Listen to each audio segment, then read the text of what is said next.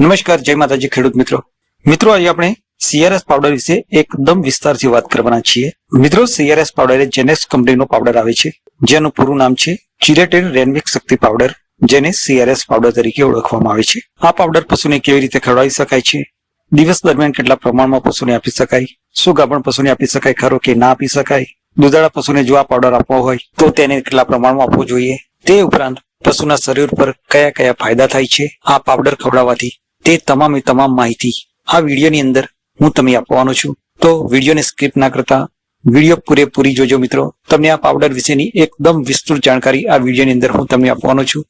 Channel પર નવા છો, ચેનલને સબસ્ક્રાઇબ કરવાનું ના ભૂલતા। વિડીયો પસંદ આવે છે તો વિડીયોને એક લાઇક પણ જરૂરથી કરી દેજો અને આપણા સાથી મિત્રો સાથે આ વિડીયોને શેર કરવાનું પણ ના ભૂલતા।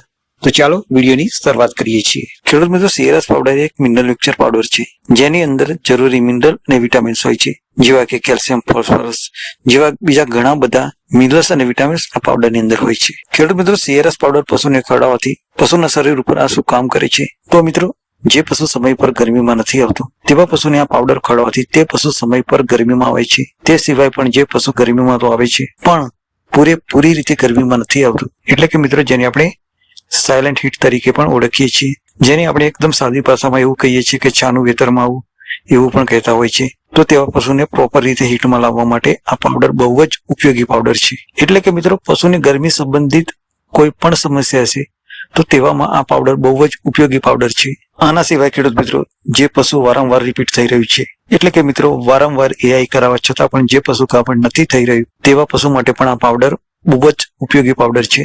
એટલે કે મિત્રો, રિપીટ બ્રીડિંગની સમસ્યામાં પણ આ પાવડરનું બહુ જ મહત્વનું કામ છે। તે સિવાય પણ ખેડૂત મિત્રો, પશુની ઇમ્યુનિટી પાવર વધારવા માટે એટલે કે તેની રોગ પ્રતિકારક શક્તિને વધારવા માટે પણ આ પાવડર ખૂબ જ ઉપયોગી પાવડર છે। આ પાવડરના ઉપયોગથી જે પશુ વારંવાર બીમાર પડતું હોય છે તે નથી પડતું, કેમ કે આ પાવડર આગળ મેં જે રીતે આપને બતાવ્યું તેવી રીતે પશુની રોગ પ્રતિકારક શક્તિને વધારો કરવા માટે ખૂબ જ ઉપયોગી પાવડર છે। તે ઉપરાંત પશુનું દૂધ વધારવા માટે પણ આ પાવડરનો ઉપયોગ કરી શકાય છે। તેની સાથે સાથે દૂધના ફેટ તેમજ એસએનએફમાં પણ ઘણો એવો સુધારો તમને જોવા મળશે।